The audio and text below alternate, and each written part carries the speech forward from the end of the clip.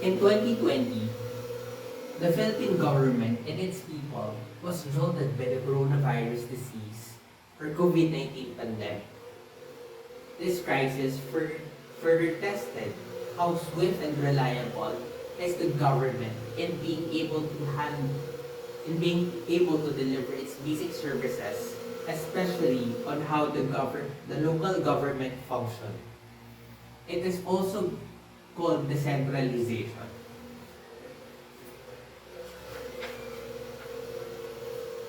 This is Arnold Francisco presenting before the course Introduction to Philippine Local Government Administration.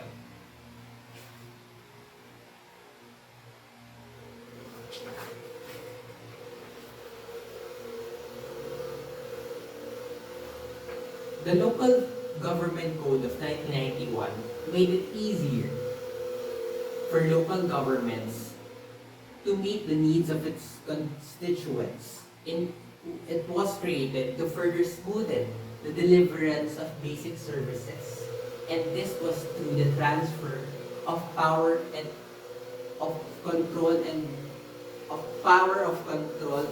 and responsibility from the national government down to the local government.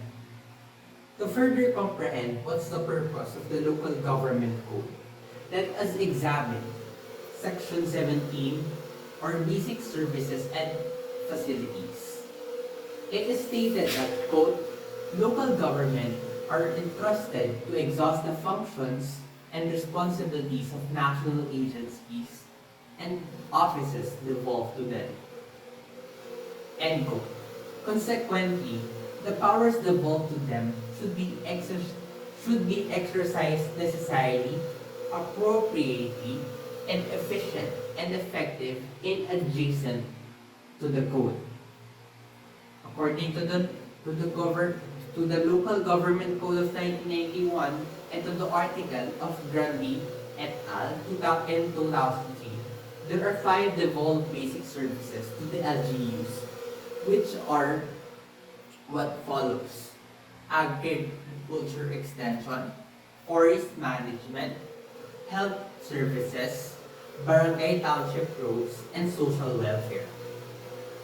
As for now, we would be choosing the health service as an example to understand how the code works.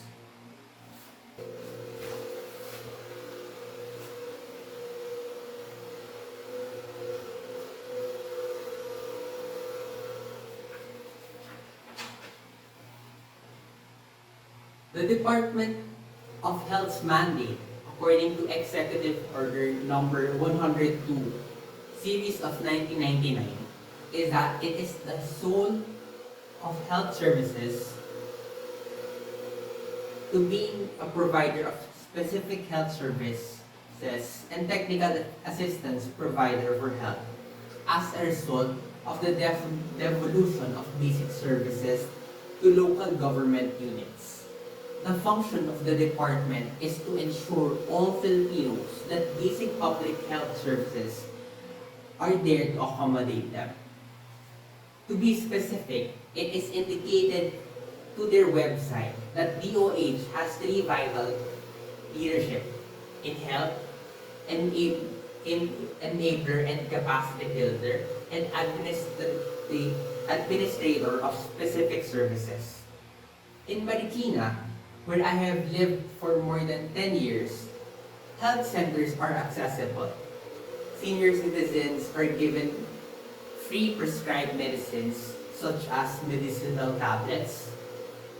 When accidents happen anywhere in Marikina, anyone can call the emergency line 161, and emergency services, including ambulances, can be deployed for free. Not only that, when there is a typhoon or a calamity, food packages are given to those who need it, since healthcare is not limited to curative treatment, but also for preventive treatment. But when the pandemic struck, Marikina City's cases of the disease being detected was the lowest among the cities of Metro Manila. This is because the policies that have been implemented were science-based and not militarized. For example, the curfew was liberal since it would cluster people in a limited time to go out if curfew was strict. Masks and hand sanitizers were also distributed and among barangay health centers. And the barangay health team helped sanitize the street. The pinnacle on how the local government code of 1991 was functioning when the Marikina City government opened its Marikina Molecular Diagnostics Laboratory. The said laboratory was not just any type of facility that will test people if they have COVID-19 or not, but rather it complied with the DOH requirements and in collaboration of the University of the Philippines. The Department of Health failed to stop the opening of the facility because the local government and Mayor Marcelino Teodoro insisted that it broke no laws and it's to counterbalance the slow pandemic response of the Duterte regime. It's an honor to be among the first 2 million Filipinos to receive the vaccine because of the Marikina City government's distribution. Maricanos were able to choose which vaccine brands would be chosen by them. Marikina City was slowed down in receiving vaccines, but despite this, local government's good intentions in inoculating its citizens, it's not limited to the city. Nearby cities such as San Mateo and Antipolo was catered by Marikina for their citizens to be vaccinated as well.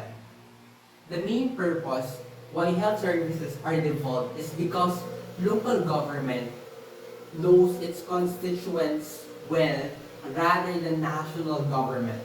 The accessibility of public health should be faster since primary healthcare, communicable and non-communicable diseases, purchase of medicines, supplies, and equipments can be carried by the local government unit, according to the Section 17. Despite all these good accomplishments of the city, the health services should still be heavily improved, since Marikina City's health services cannot be afforded by everyone. Take a look, for example, of the limited hospitals of Marikina. As someone who belongs to a middle-class family, the view of a public hospital is much lower compared to a private one. In fact, private hospitals have greater locations than public hospitals, since the accessibility of low to low-income families cannot afford even being admitted in public hospitals. Families would want to go to a private hospital like Marikina Valley Medical Center, which is owned by business tycoon Manny V. Pangilinan, than to the State Hospital Amang Rodriguez Memorial Medical Center, which is infamous as the last stop. That is the discussion that I am anticipating, that my presentation was able to uplift your understanding of how the evolution works. Thank you. I am anticipating that my presentation was able to lift off your understanding on how the evolution of basic services works and how important public health is imperative not for the few but for all.